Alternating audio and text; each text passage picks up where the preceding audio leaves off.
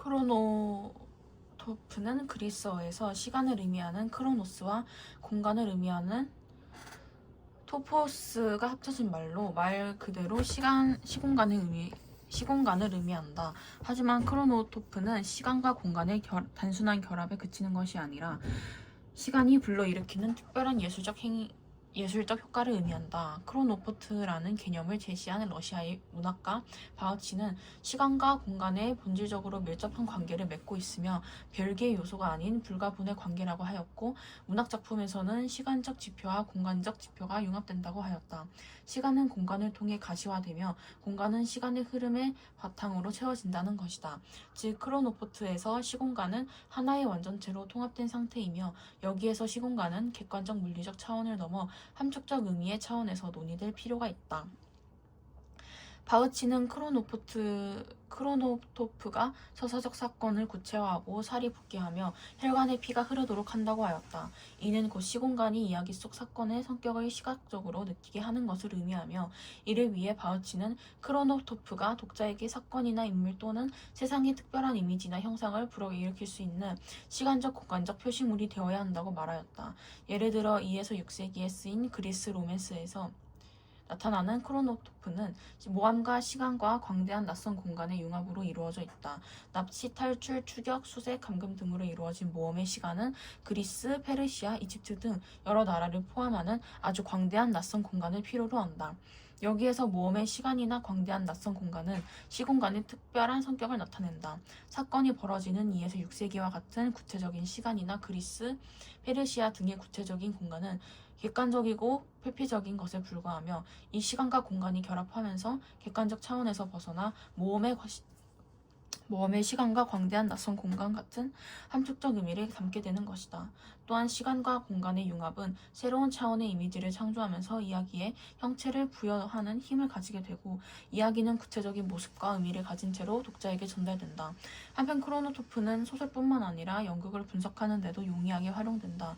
소설이 전적으로 언어에 의존한다면 연극은 무대에서 실현을 통해 시공간을 시청각으로 표현한다는 특성이 있기 때문에 연극의 크로노토프는 소설의 크로노토프와는 구별된다. 연극에서 나타나는 시공간은 연극이 직접 표현하고 제시하는 명시적 시공간, 상징적 의미의 차원에서 수용되는 함축적 시공간, 주관적 느낌의 차원에서 수용되는 아늑한 거실로 유리병 너머의 바깥에 음울한 풍경이 비치는 것으로 설정된다. 이는 연극이 시각적으로 제시한 명시적 시공간으로 그 자체로는 객관적으로 배경을 드러내고 있을 뿐이다. 여기에서 중산층의 안정된 삶을 보여주는 거실의 시공간과 음울한 현실을 암시하는 유리벽 밖의 시공간이 충돌하면서 새로운 이미지를 형성한다. 이렇게 작품에서 명시적으로 제시된 시공간은 상징적 차원의 의미를 담고 있는 함축적 시공간을 형성하게 된다. 또한 이러한 시공간 속에서 작품의 등장인물은 우울하고 불안한 시공간 속에 갇혀 있다고 느끼며 심리적 시공간을 형성한다. 여기서 명시적 시공간은 관객이 시청각을 통해 있는 그대로 받아들이는 것이며, 그 자체로는 크로노토프를 형성하지 않지만 작품의 다른 요소들과 결합하면서 함축적 심리적 시공간이라는 새로운 이미지를 형성하면서 크로노토프를 환기하게 되는 것이다. 크로노토프는 시간과 공간의 결합에서 어떠한 이미지나 느낌, 상징을 창조하는 것을 의미하지만, 여러 개의 시공간이 결합하면서 크로노토프를 환기하기도 한다. 한편의 연극은 여러 장면으로 구성되어 각 장면에서 제시되는 여러 개의 시공간은 서로 조화를 이루거나 대립적인 관계를 형성하면서 연결되는데, 이 또한 작품의 전체를 아우르는 이미지를 만들어낸다. 또한 시공간끼리의 결합으로 형성되는 크로노토프는 관객들의 감상 과정에 영향을 미치기도 한다. 연극이 공연되고 있는 중에는 무대 위 허구적 시공간과 객석의 실제 시공간이 공존하고 있는데, 각각의 시공간이 상호작용하기도 하는 것이다. 연극의 허구적 시공간이 관객에게 수용되는 과정에서 실제적 시공간에 존재하고 있는 관객은 허구적 시공간을 보며 자신이 가지고 있는 기억을 활성화하고 그에 상응하는 사건을 예상하기도 한다. 즉 관객은 작품의 서사를 수용하는 과정에서 현실의 경험이나 다른 작품에 대한 전문적 지식 등 기억에 저장되어 있는 지식을 동원하게 된다.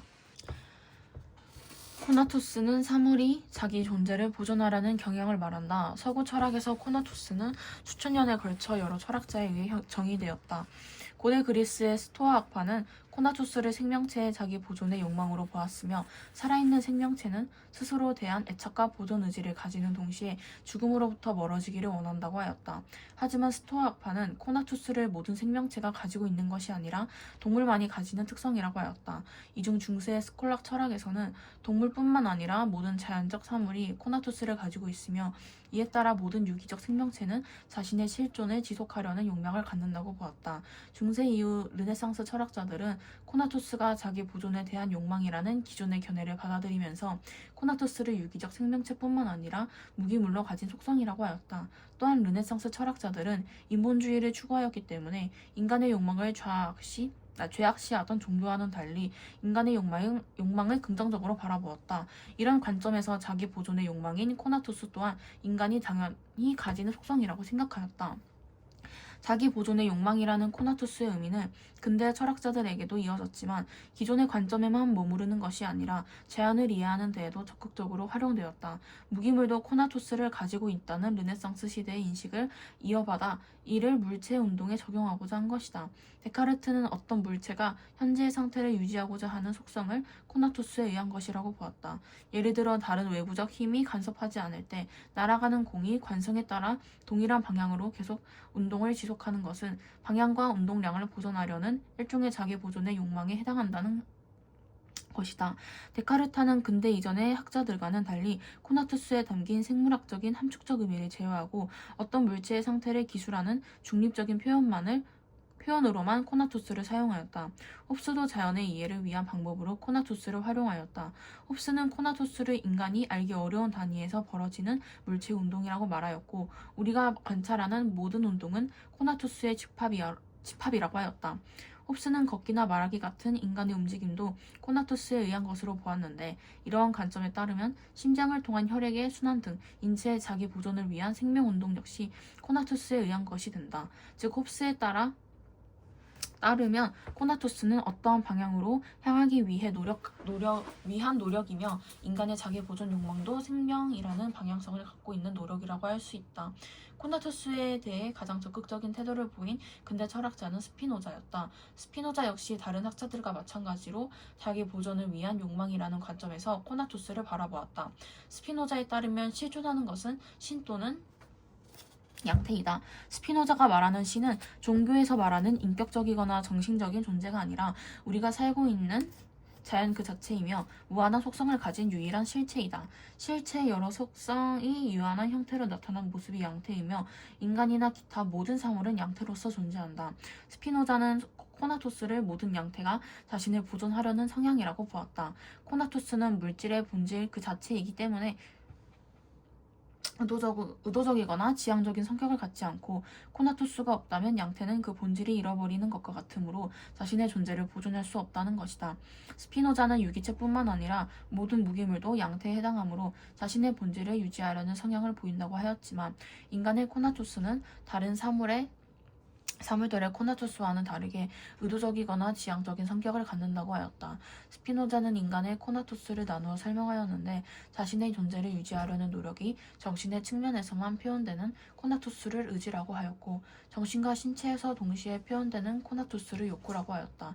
스피노자는 욕구가 인간의 본질이라고 말하였고 이는 욕구가 곧 본능적으로 자신의 존재를 유지하려는 노력이라는 것을 의미한다. 또한 인간이 본능적 자원에만 머물지 않고 자기 보존의 노력을 의식하게 되는 것을 욕망이라고 하였다. 자기 보존을 위한 노력이라는 점에서 욕구와 욕망을 동일하다고 볼 수 있지만 욕구는 의식에 앞서는 것으로 인간의 본능적인 활동이라고 할 수 있다. 예를 들어 신생아가 생존을 위해 본능적으로 엄마의 젖을 찾는 것은 욕구에 해당한다고 볼 수 있다. 반면 어린아이에게 어떤 음식을 주었을 때 그 음식을 거부하는 것은 의식에 의해 나타난 행위이므로 욕망에 해당하는 것이다. 스피노자는 인간이 단순한 생존을 넘어서서 더 나은 삶을 지속하고자 하는 욕망을 가진다고 보았고 이를 위해 타인과의 공존이 필요하다고 하였다.